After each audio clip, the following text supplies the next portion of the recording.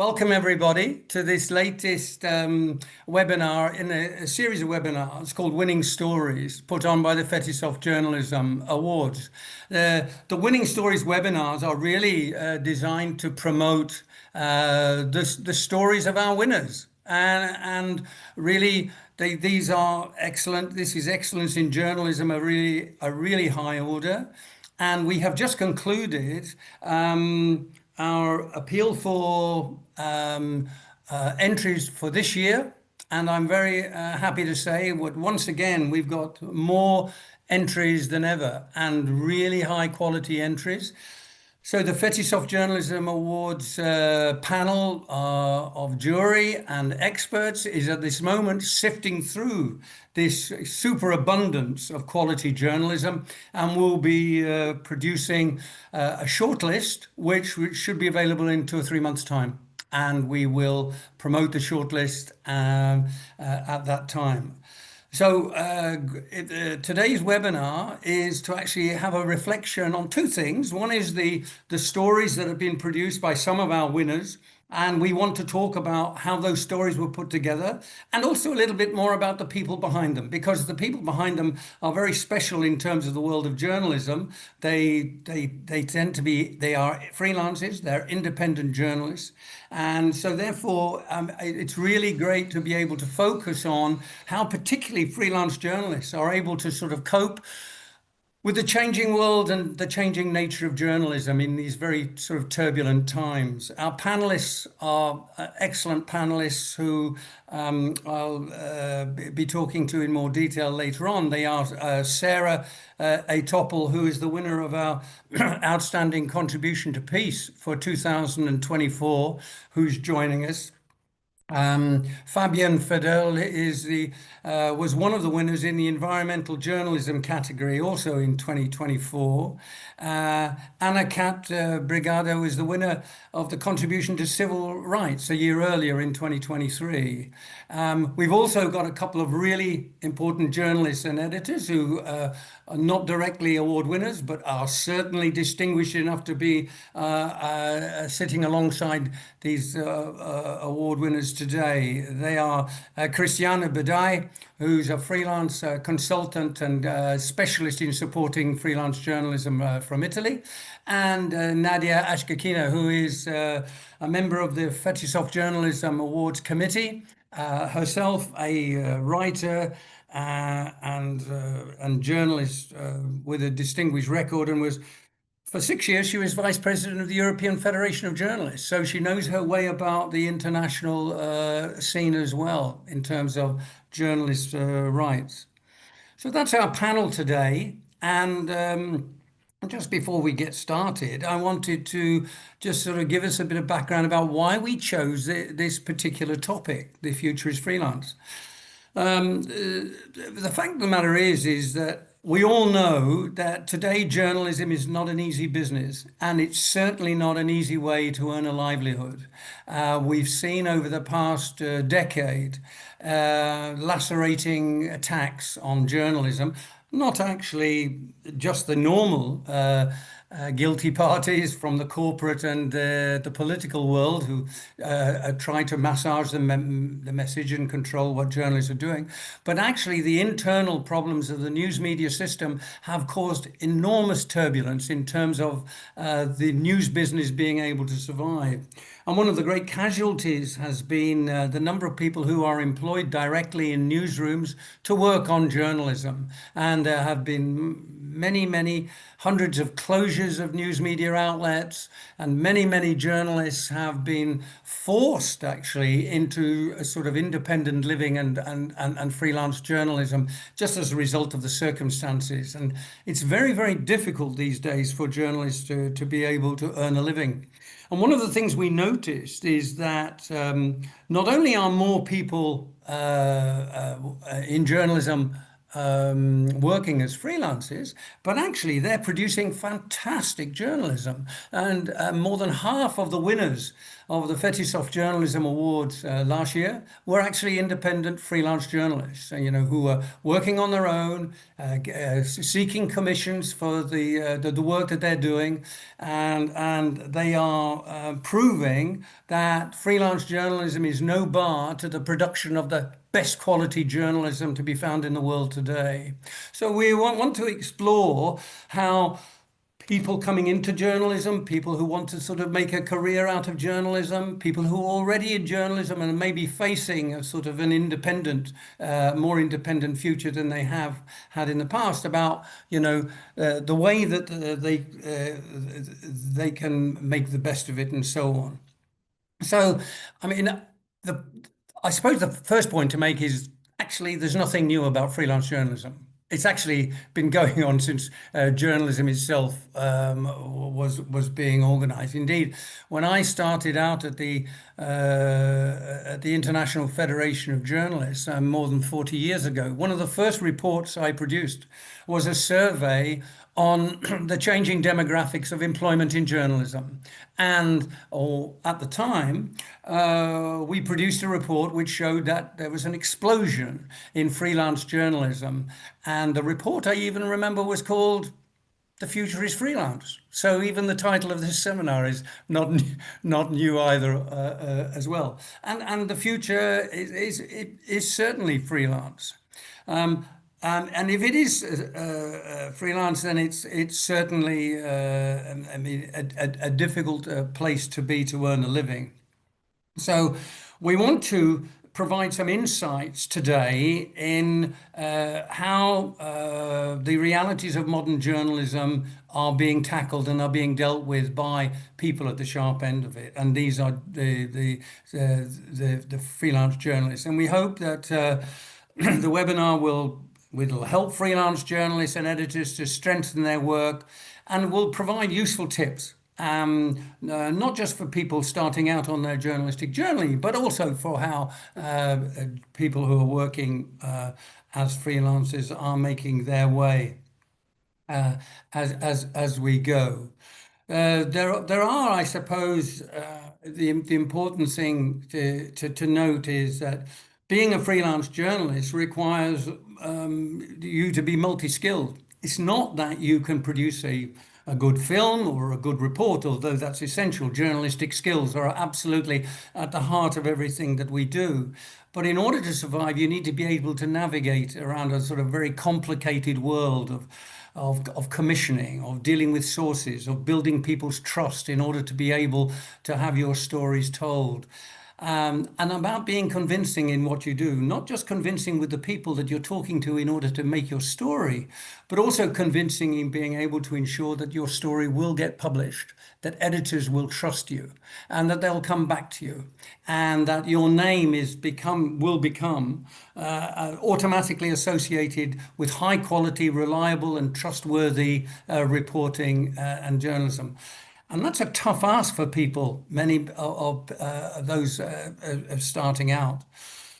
But it's also true that the news media today are absolutely reliant on freelancers. The fact of the matter is, as newsrooms have emptied of people who are there and available to do work, news media have been absolutely reliant upon all sorts of niche areas of work: arts, culture, science, social issues, even politics and other specialities, to go to people who know what they're talking about in journalism and can report reliably on these affairs.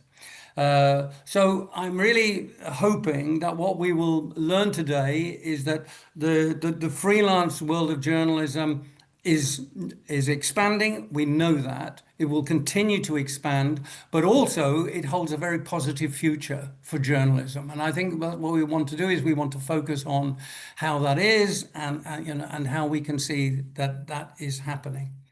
So it's with that in mind, and I hope at the end of it we will be able to come up with some guidelines and some tips about how people can get organized, how can they make sure that their work is properly recognized and is trusted, and actually how they can make a living, how they can make a decent living out of it. And that perhaps is the biggest challenge of all. So let's get started. Thank you very much, everybody, for joining. And Sarah, welcome to you. I'm particularly pleased that you've been able to join us. I mean, like all the freelancers on this panel, you have awards coming out of every part of your CV. I mean, you've got a remarkable record of achievement in terms of recognition for your journalism. And the story that you did for the Fetisov Journalism Awards certainly blew away the judges. They were extraordinarily impressed by your story. Tell us a bit about it. Why was this particular story important? The short part of it is that it's a sort of story about the Americans who America forgot, which is a sort of short way of sort of putting it. But tell us a little bit about the background, about why you chose this story and how it came to be an entry. Sure. Thank you so much for having me. I chose this story, or actually, I mean, I started thinking about this story a long time before I was able to report the story. I started thinking about it during the pandemic. Actually, I read a book called How to Hide an Empire. And it got me thinking about it's a book by a historian at Northwestern University about the history of American empire. And I've been working in the Middle East for over a decade as a foreign correspondent, and I just had never really thought. I had seen a lot of evidence of American empire in foreign policy, but I hadn't really given much thought to our empire within our own borders. And so I started thinking about American empire in the Pacific. And then I saw a piece, like a news story about the creation of a new Marine base, the first base, I think, since 1952, in Guam, called Base Camp Laws. And I read the history was they were moving Marines from Okinawa after outcry over the Marines' treatment of local residents of Okinawa, specifically a rape of a 12-year-old girl in 1992. And I saw that the same thing was happening again. The U.S. government wasn't consulting with the local population. They just decided to open a base in Guam. And the community had been protesting it, and despite their attempts at protesting, it was going ahead. And as I started thinking about reporting that, I saw kind of more and more evidence of the militarization of all of these islands across the Pacific in this brinksmanship with China, and decided that I wanted to try to report a story about that. Wow, that's a really big story. I mean, you're taking on about American policy and its relations with China, but you're taking it down to ground level. That is to say, you're sort of talking to the people literally on the ground who are affected by it on the spot. How did you get in touch with them, and how did they respond to you? Quite cautiously and apprehensively. I tried. There's been a lot of outsiders have always written Guam's history, and so it was really important to me to reach out to as many people as I could before I even got to Guam or got on the ground in any of these places, to try to better understand the situation there, so that I wouldn't be taking up as much of people's time as I could to explain things to me. So I did about maybe 3 or 4 months of kind of reading and interviewing from home. I tried to read as many books and firsthand accounts as I could before I got on the ground, because I do think it's really important to at least try to have some background in without asking people to people already give up so much of their time to talk to you. So to come in with some understanding of the situation. But I still relied on the kindness and patience of many, many people across the Pacific Islands that I visited to sit down and tell me from the beginning kind of their perspectives on how things were going. So it started with a lot of academics who were based outside of Guam. And then because of the time difference, it's also quite difficult to call from where I'm based to Guam. So a lot of it had to happen at weird hours. And then I finally got on the ground and was able to connect with some of the people who I'd spoken to before, and kind of from there start reporting. And this story, you were commissioned by the New York Times Magazine in advance for this story. How did you get the commission? I'm a contributing writer at the Times, so I pitched the story, and I've been working with them for I think 9 years now. And so this was, I guess, 2 years ago. So I think I know that this story was something that the editor-in-chief signed off on, because I was very passionate about it, and it was not necessarily something that they were as passionate about as I was at the time. So, but I was really captivated by this idea, and I really wanted to do it. So I pushed quite hard for it. So you pushed your part. I mean, that's. I mean, already you've given us some really sort of quite important things here about ensuring that you listen to the authentic voice of people on the ground, so that their experience is absolutely everything. That you do proper background study, so you know what you're talking about when you're sort of dealing with a topic like this. But I think this last point that you make is really important about pushing editors to accept your enthusiasm for the story. I mean, how important is that? I guess it's the most important, but I mean, but there's nothing you can. I mean, the pitch goes to a meeting, and you are not in that meeting. So you, at least in my case, but I think there are ways. You know, if you talk directly to your editor to get your editor's buy-in, so that when they go to this meeting, they're also bought into the story. Hopefully, I actually can't remember if I spoke to the editor-in-chief directly about this story or not prior to the meeting itself, or the my memory of the hesitancy comes from after it was commissioned. But I think it's really important. I mean, the pitch is the most important part of the process for everyone. I don't know about for staffers, but at least for freelancers. Yeah. But also sort of it's to who you're pitching it to as well, isn't it? So you need to sort of build a good relationship with the people you're working with. And your previous story is reporting from Taiwan and Hong Kong, reporting on the plight of the Rohingya, reporting on the problems in Xinjiang in China as well. All of this showed that you had already established, or you had established, a bit of a reputation for someone who was able to take up important social causes and be able to be a reliable pair of hands in dealing with them. Yeah, I mean, I guess so. That's something that.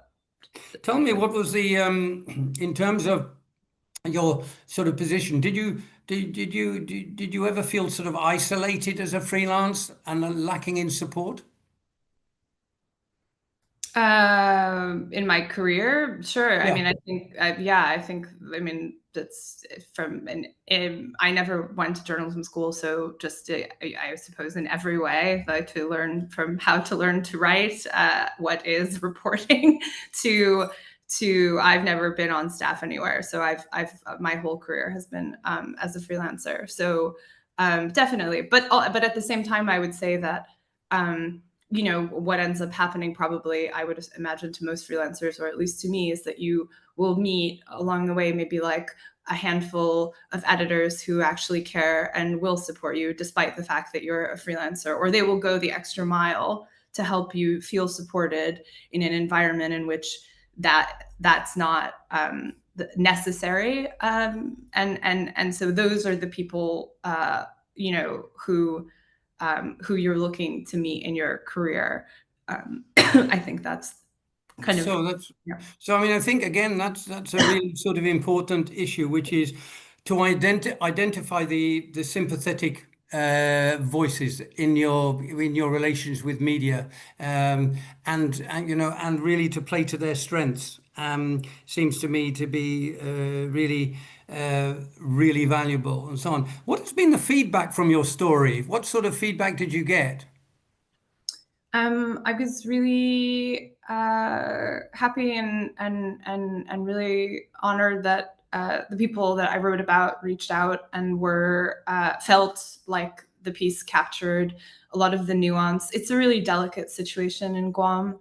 And across the Pacific, of this kind of relationship of second tier status, but also a kind of patriotism that's been brought about by history and poverty and various other factors. So I was really pleased about that, and I also heard that the military that was built, that is continuing to build and has completed some of the construction that was going on while I was there, was at least listening more, or making a show of listening more to the people of Tinian that I had interviewed for my piece, which felt incredibly important.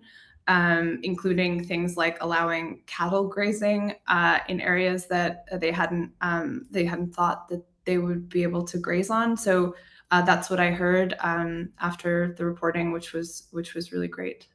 One final thing is that how did you deal with any sort of negative vibes or hostility along the way from the military or from political institutions, or did they give you a free run?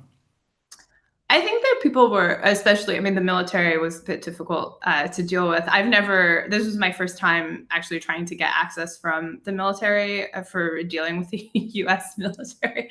And on an individual level, I think people were trying to do their jobs and trying to fill out the bureaucracy and the paperwork in some ways. And then in other ways, they also have their own story to tell and their own version of the events that they really want told. So I think that anytime there was pushback or kind of like a closure, that the attempt that I made, which was genuine, was like, I need to understand what's happening from your side. Like, this isn't just a story about people's perspectives. This is a story about things that are genuinely happening on the ground, whether you'll tell me the official numbers of the budget or not. And so yeah, that was a bit difficult. There were, I mean, the U.S. Coast Guard actually, which allowed me to tag along for 10 days with them as they sailed. I was on a Coast Guard boat for 10 days across the Pacific, which didn't make it into the piece.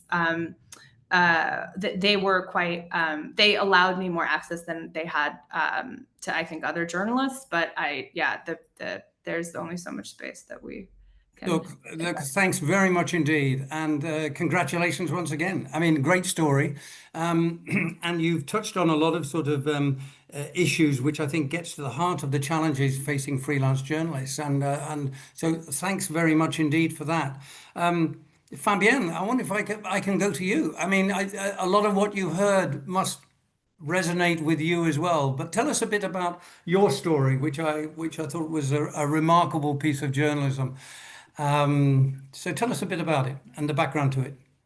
So the one thing that might be a connection is that it's also the first time I worked with the military for this story. It's a very special relationship that you have between military and journalists. I want to start with just sharing my screen just to give you an idea here. Right. You see it, right? Yep. Yep. We can see. I want to show you something here just to give you an idea. Is this full screen now? Okay. So my story was on the border between Suriname and French Guyana. French Guyana is also, just like the Pacific Islands Sarah talked about, a territory of, in this case, the European Union, far away from the European Union. It is a, well, second-grade citizenship and all these things that also apply to Guam. But in my story, it was the special thing about French Guyana is that it is basically just rainforest. About 98% of the ground is rainforest, and you have indigenous communities, but you also have gold mining, and that was what it's about. Like, how does this gold from there illegally go to Europe? And I want to start with these pictures that we took there. This photographer was Jan Shebu, a Brazilian photographer who was with me, about the indigenous communities. And this is like the typical story that you always hear from these places, which is, look at the indigenous and they live with nature and so on. And then you have like somebody destroying it. Here you have prostitution, you have people bringing in I don't know, crime and degradation. And this is true. Like, these gold miners bring in degradation, they bring in environmental destruction. But the story that we wanted to tell, because it's a story that is not told ever actually, is that these gold miners are basically just as poor. Like, these are the poorest of the poor who go to these regions to do like really like hard, like bone-breaking work. And they don't see themselves as criminals, they see themselves as workers. So we actually started with this idea of let's take a story. I always say we because the photographer was there, but like I was the one writing it, the photographer was the photographer. But my idea was, let's take a gold miner as the protagonist and not tell this story about one indigenous tribe is being attacked by like Western civilization and the greed for gold. But let's go to the gold people and tell it from their side, because most of them are also just locals who are in need of work and money. So we found in French Guyana something that is very special. It's Brazilians mostly, and Brazilians from the region. It's just like the other side of the border, who do this kind of work. There is a whole chain that starts there with illegal gold mining that goes through several countries, through Suriname to Switzerland and into the European Union, that I tracked. There was a lot of in the field reporting, where you see these pictures coming from, and you see a lot of, we also did a lot of data and a lot of trying to track supply chains. There was a lot of work also in Switzerland, which you can imagine the difference between working here and working like in Switzerland for the same story was quite something. And Did you work with the miners? I did. I went into like, I didn't mine gold myself, but I was there, like where these things were happening. Yeah. Okay. So yeah, and then for the next thing we went with the sorry, again here, full screen.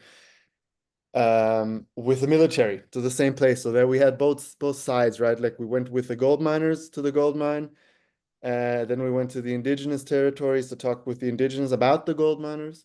And then we went to the military, with the military to the gold mines. This is gold, by the way. And you see like the difference between the views of the same thing, I suppose. So that's just to give a background of what the story was about. But we're talking about now about freelancing and how that influenced the story, I suppose, right? I mean, it's a really important story, but there are various elements to it. So when you were pitching for this story, what did you focus on? Did you focus on the plight of the people on the ground who are doing the work, or did you focus on the what appeared to be the sort of the relationship between people who are profiting from this work in Europe and how this really hard work digging up gold in South America finds its way through the sort of difficult economic navigable paths to Switzerland, where it's cashed in and where great profits are made. What was the main theme for you? What was the most important aspect of it? Exposing the potentially corruption in the relationships between the rich north and the south, or actually the plight of exploitation of people in the south?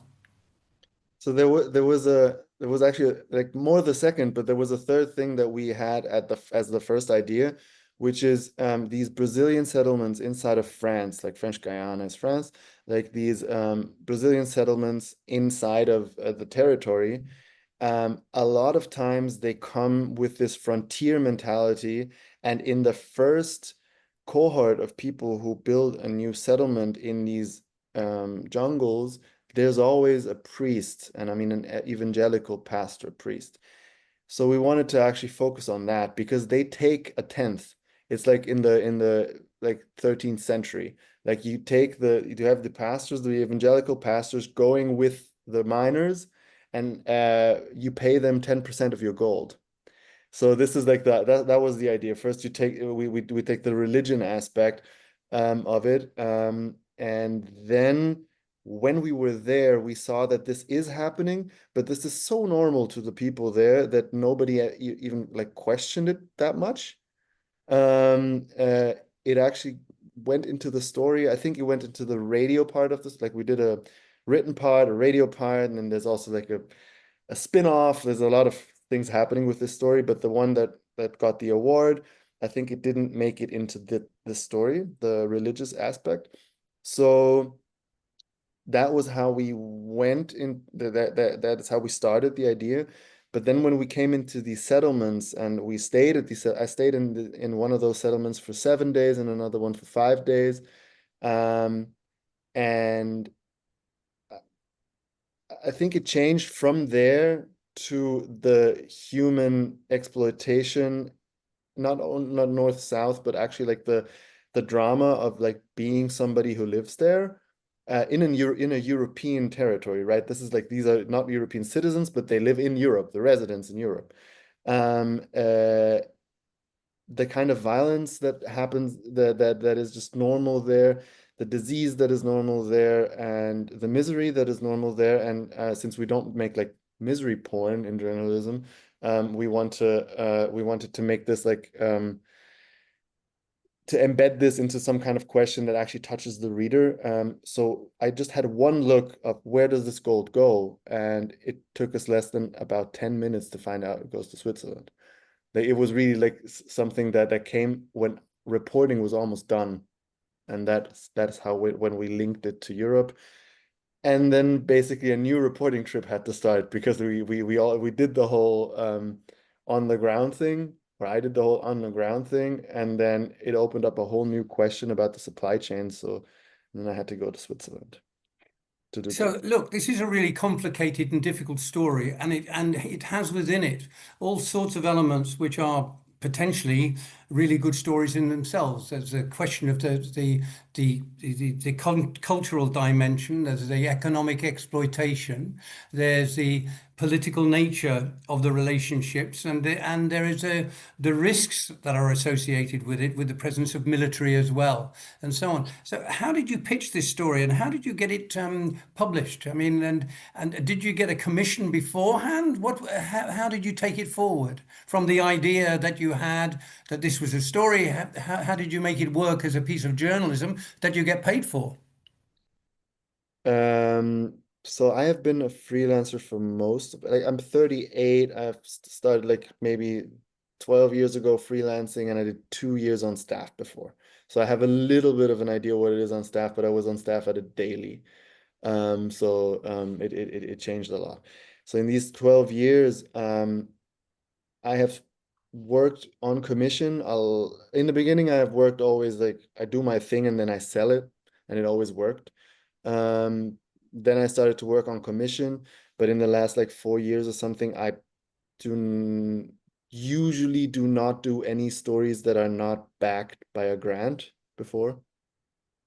So this was backed by a journalism fund .eu, journalism fund.eu environmental grant,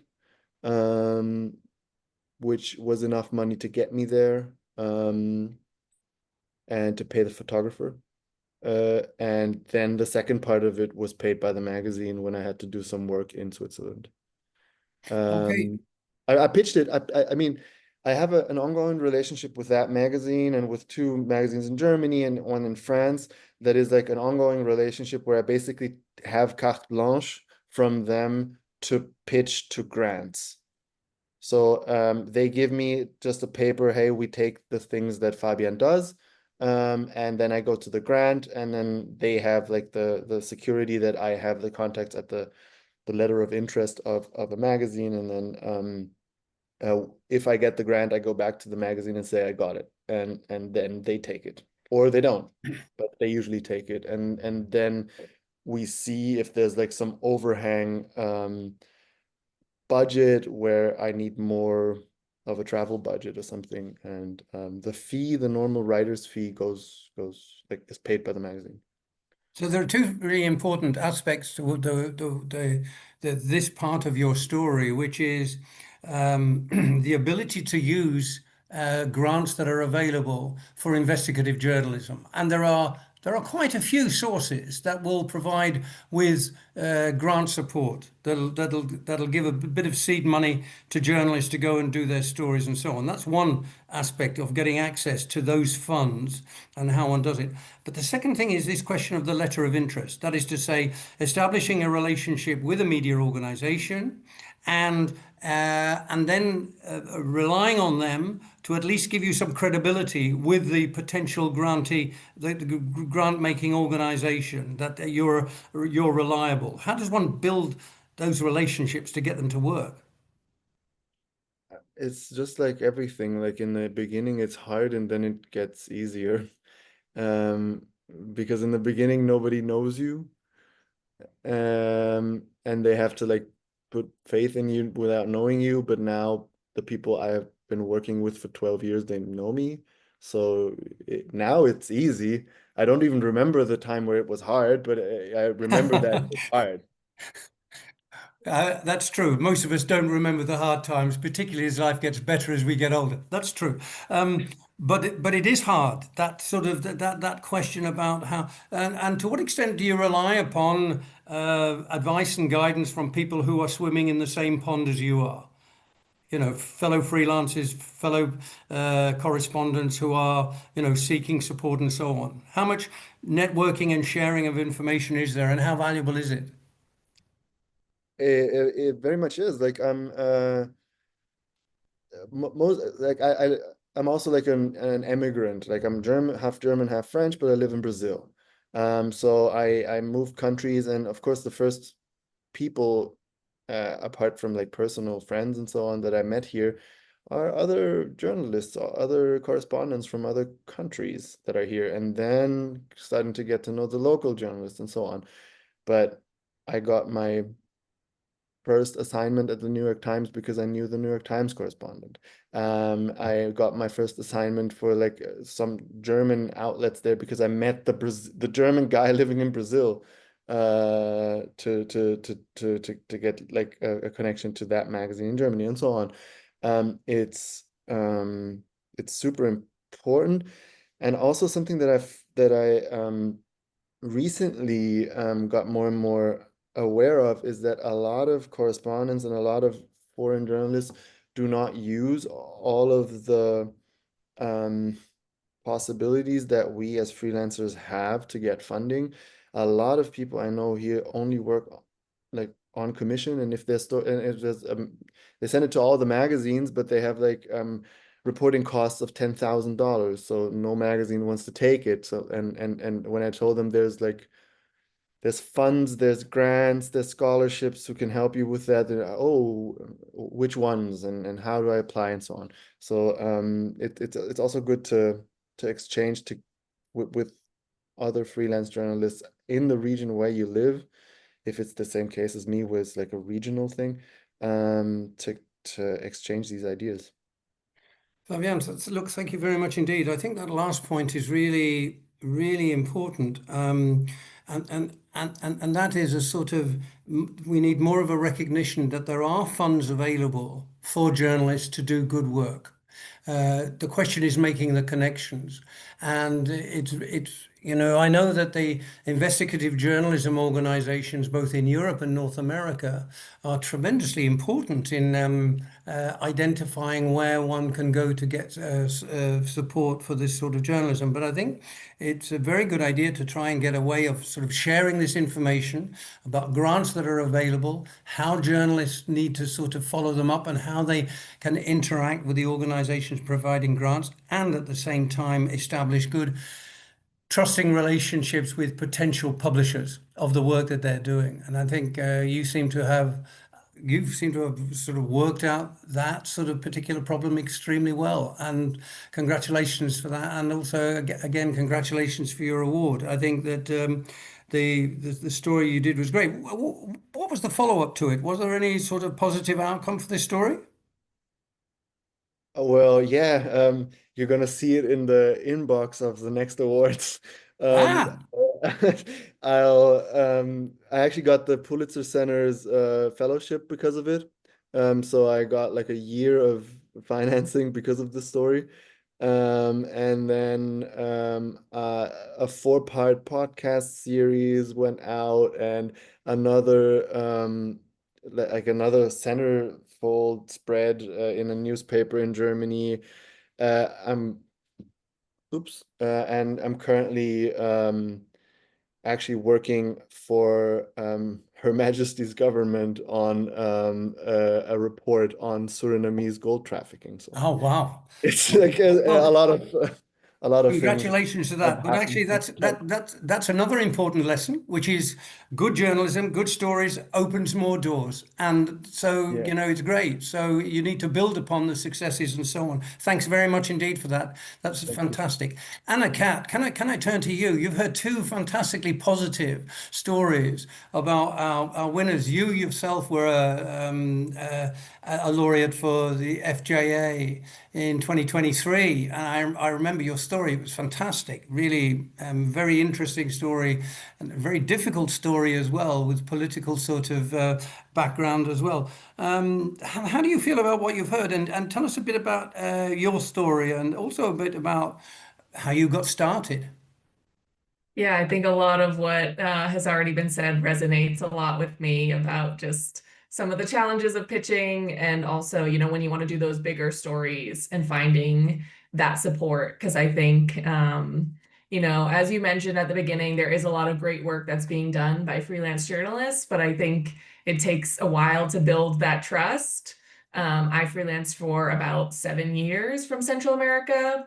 I actually am no longer freelancing. I'm now working for the AP as a text editor here in Mexico City. But this was kind of my award story was kind of one of my final stories from Central America. And I do think that building up that trust with editors was very helpful. But basically for my story, so my story was about surveillance technology that was used in Honduras, particularly under the government of Juan Orlando Hernandez, who is currently serving a sentence for drug trafficking in the US. And so he left office, I believe, early 2023. Hope I'm getting my dates right, which is 2022, I believe. So I was doing this investigation throughout 2022, basically right after he had left office, and he had been extradited, but hadn't been convicted yet. But the story was kind of a long time in the making. I basically was doing another investigation in Honduras, and I was reviewing some court documents, and I saw that this company Palantir was mentioned, which I recognize because they have a lot of contracts with the US Army, the US military, with ICE, and are kind of a controversial company. So seeing that, and they also have like a very distinct name. So I was like, that's got to be that company. And so that kind of caught my eye because I thought, what is this government that, is alleged to be drug trafficking and, surveils a lot of their, activists and protesters and opposition within the country? Like, what are they doing with this technology that, basically they don't say much about what their technology does, but in the process, I learned that basically they kind of take a lot of information about people that comes from sometimes public sources, but they kind of, from that do like an analysis and create sort of like a profile on a person. And with that, you can really, that can just be used, to track people, to track their family members, to get a sense of, their whereabouts and their patterns of where they go and things like that. And so I actually have been pitching the story for a long time. I pitched it to the Pulitzer Center. They have a special AI grant, and they were interested, but ultimately ended up passing. I think I kind of had this struggle, the freelancer struggle at the beginning, where I was like, I know this is a story. I think I should do it well. I think I should do, the bigger version, not just the sort of watered down version, but I need someone to invest in that.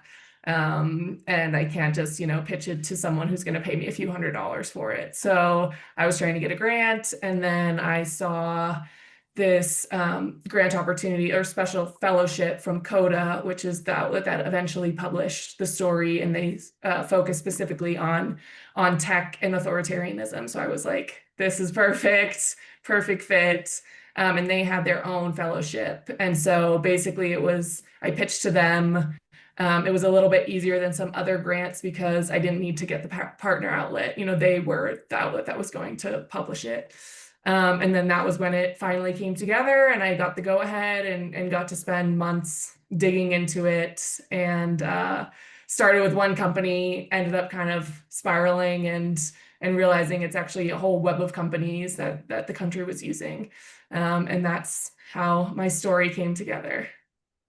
Tell us, a bit. You did a story which contributed to actually the overthrow of a regime and someone in power being brought to justice.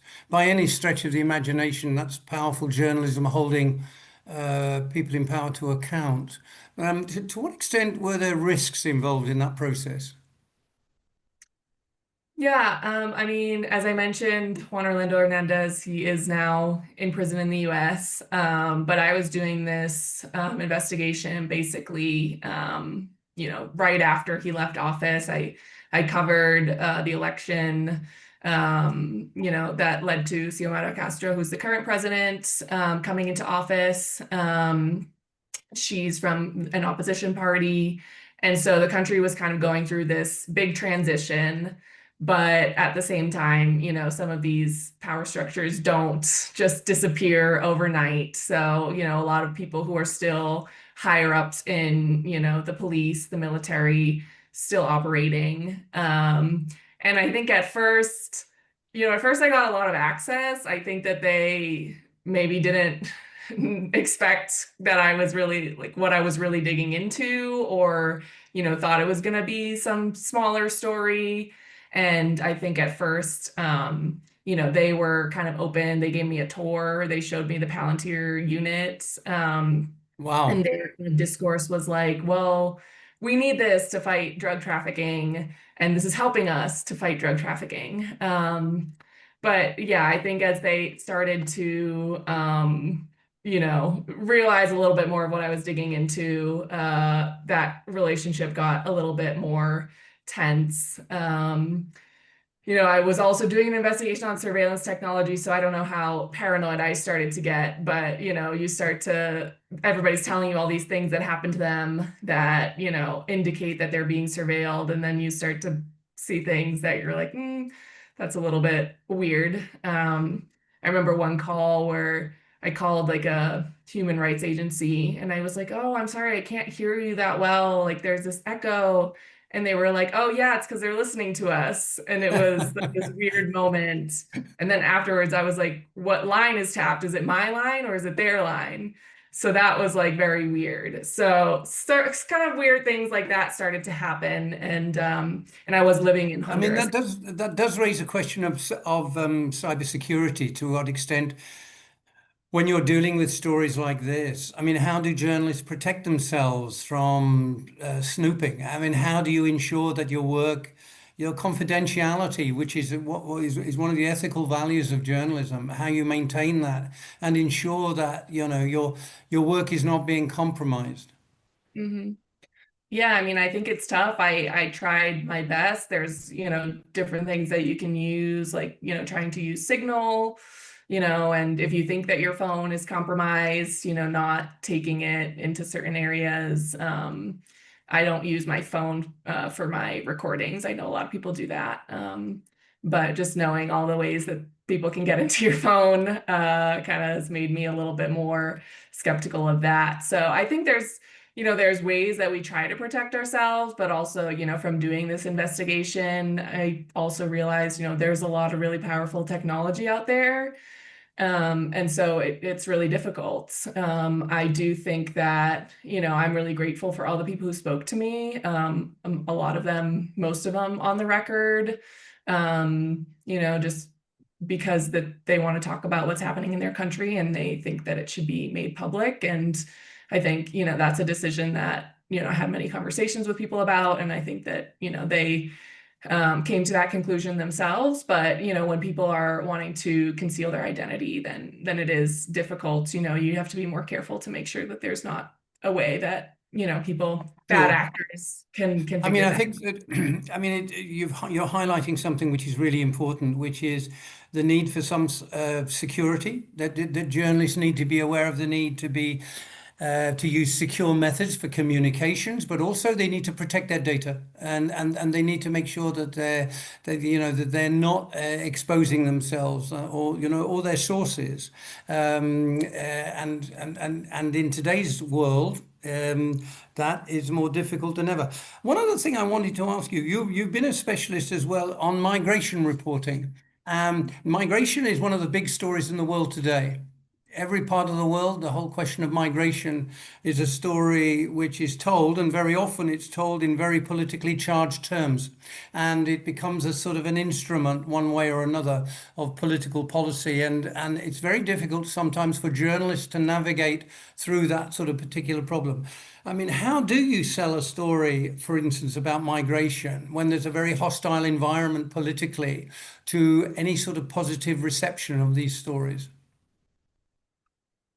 Well, I do think, as you mentioned, migration is a big story. So I do think that, editors and readers want to read about it. And so when I was freelance, I do think that, those were some of the stories that people wanted to hear. I do think that, I mean, my approach has always been, to focus on the people, to tell those experiences. I think when you find people that illuminate, all of the challenges that people go through, explain why people need to leave. I think the conversation sometimes, especially in the US, can just leave that out in terms of, just cracking down on immigration, but not understanding all the factors that lead people to leave and why, migration has been very dangerous for many years, through Mexico, through many different countries, and yet people still do it. So why do people still do it? What's happening? And I just try to find those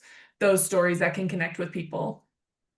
That raises a sort of question about, is there a tendency to steer away from stories that are potentially politically difficult, because there's a lack of enthusiasm for commissioning work in that area? That is a very good question. You'll have to ask the commissioning editors for some of that. But I do think, as a freelancer, I mean, it's a business, right? So you do start to learn, this is a story that editors tend to be really excited about. This is a story that I'm kind of getting some pushback from.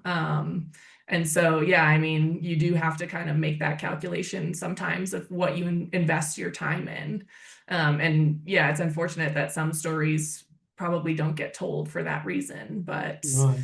I mean, one of the problems about the migration story just is that it's a story which is often told in two ways. Either it's told as an emotional story, as a human interest story focused on people, that are the people who are part of the process, or it's told as a numbers story. So it's a sort of dehumanized evaluation of the issue as an economic factor and, as a political story, as distinct from being a human story. And that's a difficult choice that journalists have to make. And very often there will be media that are prone to go for one angle rather than another angle. So that's one of the difficult. So to what extent do you feel that you have to stick with your own values in terms of how you promote your stories? Yeah, I mean, at the end of the day, it's our names, it's our credibility. So, you have to do what you feel comfortable with, what you feel like, your ethics tell you is the right way to tell the story and to be true to the story. I do feel like all the freelancers I know have like a very strong sense of what they believe is, the right story and the way to tell stories and stick to that. So I do respect a lot of freelancers for that reason. Thanks very much. I mean, and I think it also that really echoes what Sarah and Fabian have been talking about as well, about the question of its personal values are very, very important in determining the strength that you give to a story and whether or not you fight for it and push back against editors who are perhaps a bit more intrusive than they ought to be in terms of trying to shape and massage the story into their own vision of how it should be. So that is really a very important sort of part of the process of working out how you will survive and behave as a freelance journalist. Congratulations again, Anna-Katia. Your work is just fantastic and another great story which we're really proud to promote. Christiana, I wonder if we can talk to you now. You've listened and you've heard our writers talking about some fantastic stories and really how they've sort of dealt with it. And I've been taken with this sort of idea that freelancers, in order to survive, have to be brimful of certain qualities. One is self-confidence, and the other is commitment to the story. And if they're not brimful of these values, they're not going to get very far. Tell us a bit about the work that you've been doing in supporting freelancers and about your own work and how, is the world of journalism a better place or a worse place for independent journalism these days? Sure. Thank you for having me. And obviously, I'm super impressed by the talent of my fellow panelists. It's kind of hard to follow that, but I'll try. And I have actually a short presentation just because I want to share some resources. So that's the main reason. I can promise it's short. I can't promise it's not boring, but let's see. So I'm Christiana Bedei, and I'm a freelance journalist from Italy. And I've been freelancing by choice for over 10 years, writing for national, international media, but especially since 2018, I've been contributing to the International Journalist Network in the US, mostly focusing on freelancing. So on top of having my personal experience as a freelancer, I've also interviewed dozens of editors and experts about everything from AI tools to pitching strategies, from finding story ideas to turning them into multiple commissions. I've also trained hundreds of journalists or aspiring journalists, often on how to make freelance work more sustainable. And I'm also the founder of Senza Redazione, which means without a newsroom in Italian. It's a free platform and community for freelancers in the media and communication sector in Italy. And running it obviously gives me a lot of insights on what freelancers may actually need. As we know, the biggest challenges are probably around pay and finding work, which is why the platform includes resources like guides for freelance rates, or it has a weekly job listing newsletter with over 8,000 subscribers, and even an archive of successful pitches that people can see. And I mean, you can find other initiatives similar to this in other countries. I mean, at least in English language, I'm sure there are many. So basically, one of my focuses, whether through writing, training, or spending my free time on Senza Redazione, has really been on providing practical tools, information, and resources that can help freelancers succeed. Because I think learning the craft of journalism is one thing, and then finding your place in the industry is another, and especially today. But I wanted to open with an encouraging line from Tim Herrera, who's a former New York Times editor that I interviewed. He told me, like, editors need freelancers as much as freelancers need editors. And I think this is really important to remember, because we kind of are, but we're not really outsiders knocking on the door. Like, we're kind of like on the same team and with the same goal, which is trying to tell great stories. And I know that approaching editors can be really intimidating because, to freelancers, editors are sort of gatekeepers, especially at the beginning. But I would really encourage anyone who's thinking about starting to write, to be a journalist, to go for it. But at the beginning, it's kind of hard to know how to go for it. So I've tried to put together some basic tips to get started. The first one, obviously, is you need to learn how to pitch. A pitch is usually a brief presentation of a story sent via email. It doesn't say, I'd like to write about climate change, but it presents a clear angle, some context, why the story matters now, because we know that editors want stories, they don't want topics. It's important, for instance, to include potential sources. It's not an editor's job to look for them for you. And this is something that, someone that is just starting out may not know. You can find online a lot of archives of successful pitches that you can browse for inspiration. For instance, I know resources like Journal Resources in the UK for sure has one, or the Open Book Notebook, I think in the US. I've created one in Italian for Senza Redazione. The second step would be, you need to find the right contact. And I'm saying this because, especially if you have not gone to journalism school or you're not familiar with the journalism industry, these things can be really unclear, but you need to look for commissioning editors or section editors and not for reporters. So these are the people that you need to send your pitch to. And you can check, for instance, social media or for email addresses, or there are a lot of, in the past, I think there were more, but they're still going around now, a lot of open calls on social media like Blue Sky, LinkedIn, or X. And there's also there's also newsletters you can check, you can sign up to, that send out this call for pitches. Obviously, reliability is important. I mean, editors value freelancers that file on time, follow the brief, and deliver polished work. Reliability kind of makes you memorable, and it can lead at least to repeat commission.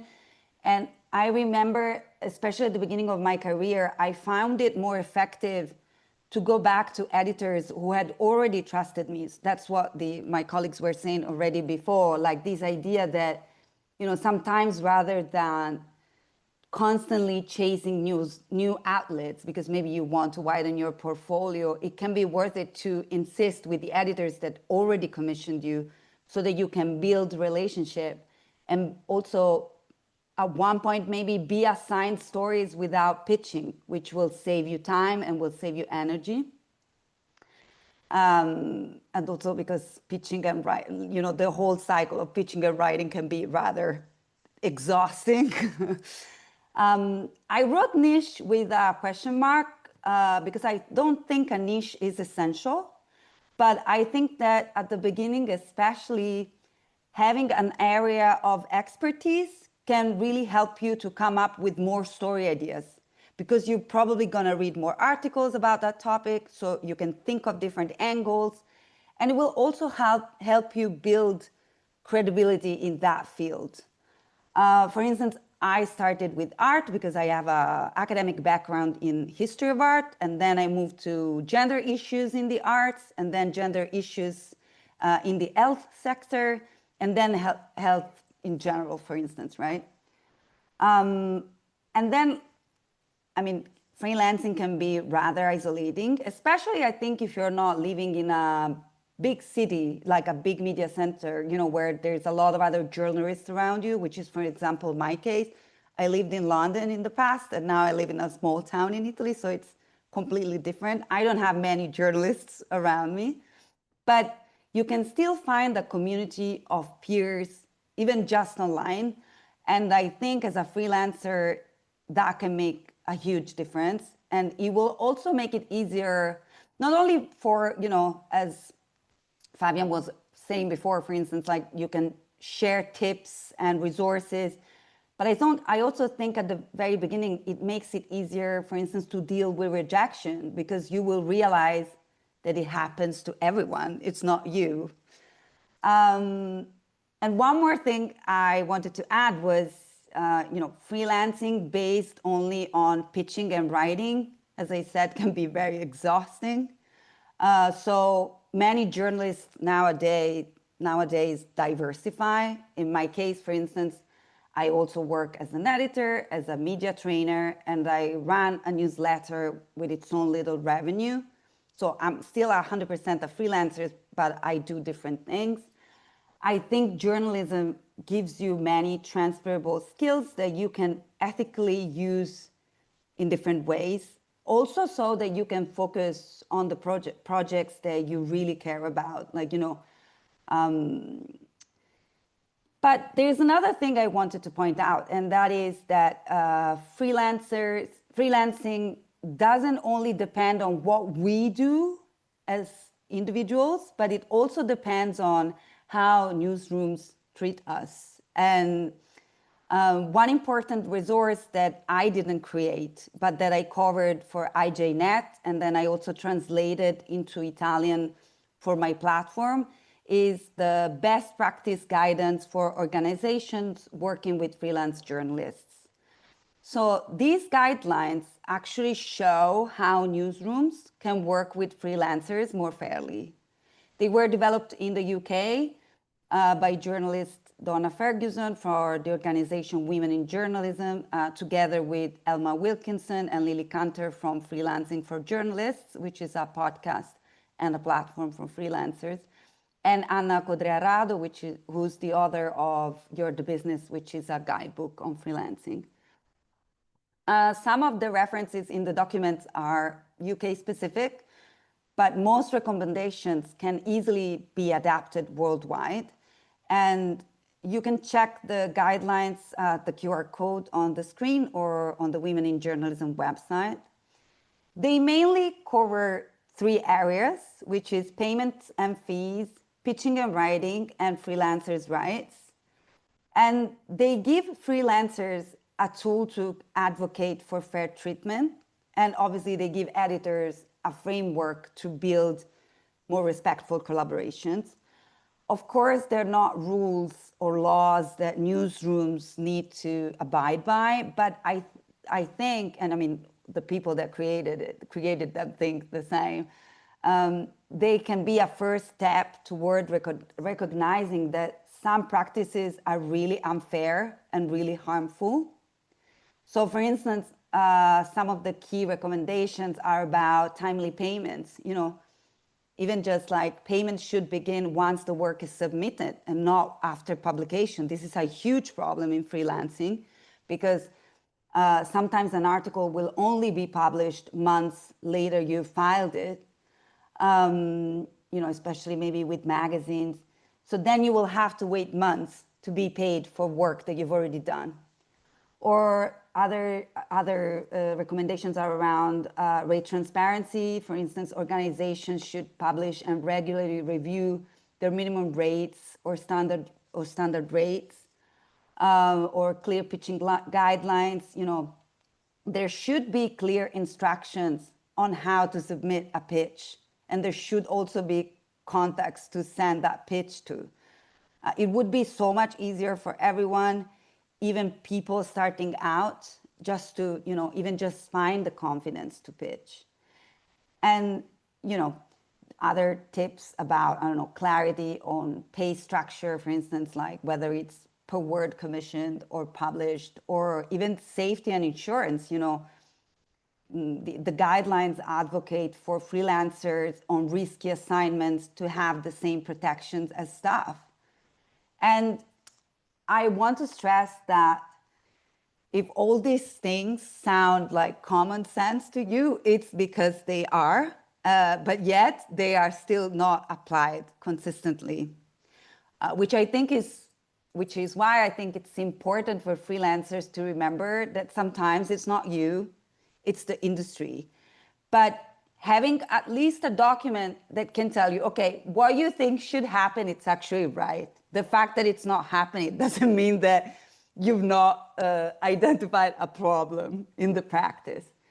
So, and with that, I think I finished my presentation. I mean, Christiana, thanks very much indeed. I mean, I think you've really focused on something which I think our presenters here have established reputations. They've actually been able, through the good work that they've done, be able to sort of consolidate their positions. They're serious journalists. They've got a track record. They're award winners. That's clear.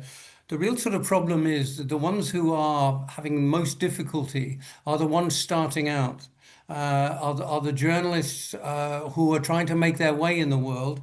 And it is certainly true that not all employers are good, that actually a lot of employers are bad payers, that actually some news media outlets tend to shift the responsibility for their lack of revenues onto the people that they employ. They're always looking for ways to cut corners in terms of how they spend their money, and very often it's the people who are the most powerless in that sort of supply chain of work, which is the freelance journalists, who actually suffer as a result of it. So I think the work that you've been doing and highlighting these problems is absolutely fantastic, and it seems to me to be extremely important. And one of the things I think that we will do is we will circulate your guidelines and try to make them much more available. I mean, I'm interested in how important is the network of freelance journalists itself. That freelance journalism is based on the principle of qualities such as entrepreneurship, commitment, attachment to values, a work ethic. You have to work harder and you have to work longer hours and so on. You have to be patient and always believing that in the end the story will get through one way or another. But it also can be lonely unless you're in touch with people who share these values and are working like you around these issues. So international journalism networks of freelancers are very important. Particularly, I think, and I make this point because you're speaking from Italy, particularly in areas where traditionally journalistic institutions or media institutions have not properly recognized freelance journalism. In fact, it's only in recent years that Italian journalism has really given free range to freelancers, genuine freelancers, to be able to work freely, because you've had systems of organization of journalists through your ordine and through state institutions. A constitutional definition of who is a professional journalist, for example. All of these get in the way of identifying, and helping freelancers themselves. And there's another issue I just wanted to sort of put into the pot here.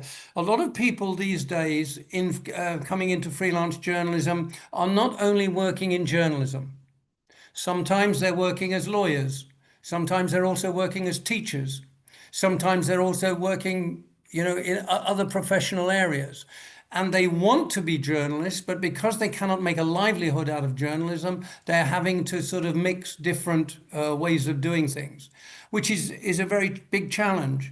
And I know this is true also in the online world, because you have today a lot of people who would like to be regarding themselves as journalists, but are not journalists, but they're information sharers, like, for example, people called influencers on the internet. And I noticed last year, for example, that UNESCO, the United Nations Cultural Agency, started putting up training courses to help influencers to become real journalists by introducing influencers on the internet to such such interesting ideas as codes of ethical journalism, about the core values of journalism and how one needs to sort of develop. And so we live in a very complicated information and communications environment. So making journalism distinctive is a big challenge. How do we do that? Sure. I mean, as you mentioned, Italy is a very kind of peculiar case because, as you said, we have the Ordine. For instance, I'm a professional journalist with the Ordine. So that means that I need to abide to certain rules. For instance, while an influencer can do, for instance, sponsored content or ads, you know, a professional journalist cannot do that. So that also, I mean, of course, it's a way to kind of, you know, like make sure that your work is ethical and that what you produce is of high quality. But in a reality like today, where often, and I'm not talking about ads here, but in general, you know, that you may have to use your skills in other ways to make a living, because the reality is that most freelance journalists really struggle to make a living, you know. It makes it really hard. But in general, I've worked and lived in the UK, and I think that some, you know, practical barriers, like I said, maybe we're not there in the UK, but it's still, I think for many people, it's still hard to understand how they can apply different skills to other industries or to other roles, for instance. So. Well, yeah. That's one of the challenges they face. Look, thanks very much indeed for that. And thanks for all of the tips and advice. And we will circulate that and we'll certainly promote it. Anna-Kat, thank you very much indeed. I know you have to leave us, but thanks very much indeed for everything you've said. It's been really valuable. Last but not least among our speakers is my good friend Azhgikhina, who is with me, a member of the Fetisov Journalism Awards committee. Nadia, you know better than anyone the challenge of working in a difficult journalistic environment. And it's not just for freelance journalists, it's actually for other writers and people who are working in journalism generally. So, I mean, tell us from your experience, you know, how do we make the best of freelancing, and how do we ensure that, you know, if the future is going to be freelance, it's going to be a freelance world in which values such as ethics, honesty, transparency are absolutely paramount in the way that we do our work? Oh, thank you. You know, do you hear me? Yes, we hear you very well. Yes, perfect. You know, first of all, I would like to congratulate again our winners, our participants, because they are real heroes. They do fantastic job. They show what journalism could be and what it is today in our difficult times. And it is, you know, it is very important. It's very important to listen to their experience. And the fact that at least one half of our winners and shortlisted authors are from freelance part of our professional field, it's also a sign of the epoch. So it is also a very important trend that we should analyze it. And I think that Fetisov Journalism Awards could help us to understand what is going on in our media development, in our field, in journalism as it is, and show some trends what are appearing in our time. You know that when I was a young journalist, my dream was to become a freelancer, because freelancers, it was not a definition those years in my country. All journalists had regular job, but they were so-called the independent writers. Independent writers, well-known authors, they could write what they would like to do, and they have been well paid, by the way, and everybody wanted to publish those interesting texts. And they have not they had no obligations in their editorial offices. But today is very different. Today, freelancers are the most vulnerable part of our media professional field. As we were talking about, they had no insurance, they had no protection, and they're underpaid. And in many countries, they're not paid at all. And, you know, it's very flexible what is going on with payments. And they are not invited into the professional organizations, as you know. Some organizations arrange now special units for freelancers, but not all of them. And freelancers are well used during conflict coverage, especially freelancers from the field, not from big media, from big international companies, but from the ground. And many of them, as we know, they're becoming victims of the conflicts. And I do remember a big conference arranged by UNESCO 10 years ago, 2015, about it was devoted to some protection and some safety trainings and some programs for freelancers. I do remember that owners of big media, BBC, Al Jazeera, many others, top managers participated in it.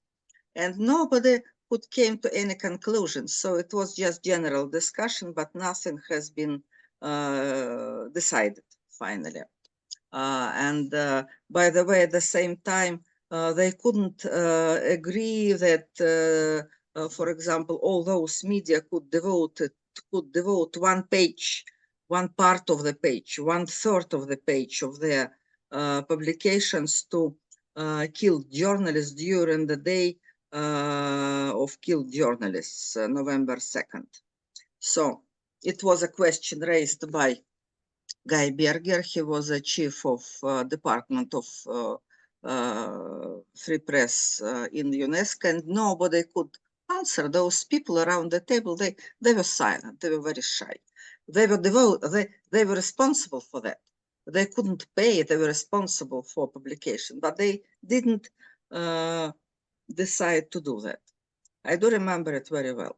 So freelancers are, you know, they are the most exploited, underpaid, and the most used part of the profession. But at the same time, I see that today, and we see that our brilliant participants showed it fantastically, that freelancers are the best part of journalism community today, because they are not dependent on their editorial politics.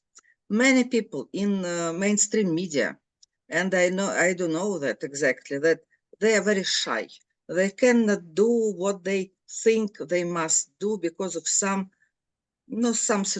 situations, because of politics and so on. Freelancers have right and have ability to focus on the most hot issues today. They could penetrate in the most serious and dangerous and problematic fields, and they do.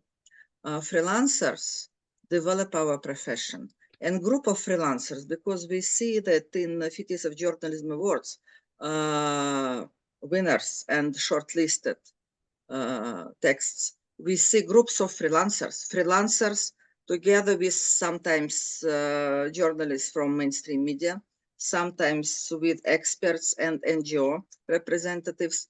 They create those teams, and those teams of freelancers, led by freelancers, are very efficient, and freelancers promote journalism as a public good. So it is very new phenomenon. And I do think that freelancers could do their best, and it is important to understand that freelancers do very important job, and it is important to understand also that freelancers should and must be supported by professional organizations and community, because solidarity of our professional field, support of the main values of our professional field, it is our everyday job. And as soon as we could help honest and courageous freelancers all over the globe. I think networks of freelancers and organizations like Ethical Network of Journalists or some other organizations, they could focus on those issues and to consolidate efforts of freelancers together with regular journalists. And I do not think that we could support freelancers on a regular basis as workers. Italian experience is very important. We were talking about Italian experience. I do remember there was an idea to arrange the minimum honorarium for freelancers monthly in Italy. I don't know was it successful or not, but practically, you know, owners, they do their best not to pay enough for any journalists, but to support freelancers as people on front line. I think it is very important, and I think we could elaborate a strategy to do that, to support efforts of courageous and decent journalists all over the globe. And I do hope that Fetisov Journalism Awards could do something important in this case. Thank you very much indeed, Nadia. And you're absolutely right. I think really we need to sort of think what more that we can do. We've heard from some very inspirational freelance and independent journalists from the work that they've been able to do. And what we would like to do is we would like to make sure that that community grows and prospers and so on. We'll have to see. Is there anyone who wants to pose a question or make a comment on anything they've heard before I wind up? If not, thanks very much indeed for participating. But I wanted to sort of just say a couple of words in winding up. We've heard some really tremendous statements today about particular stories and how they were dealt with.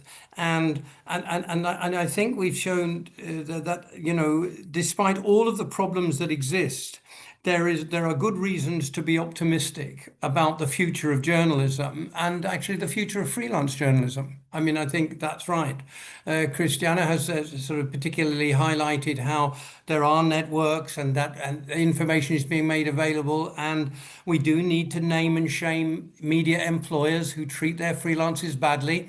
We do need to call them to account within our own sort of profession. We do need to encourage journalists themselves to be cautious, to be ethical, and not to put themselves unnecessarily at risk. Very often freelance journalists do.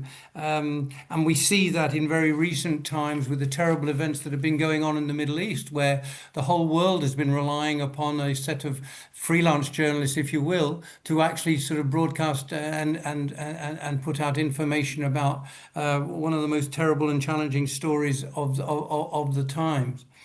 But one of the reasons why I think we have a degree of optimism is that people still believe in journalism. I know from my own experience that the journalism schools of the world are full, they're bulging with young people who want to be something in the media, who believe actually that journalism is worthwhile.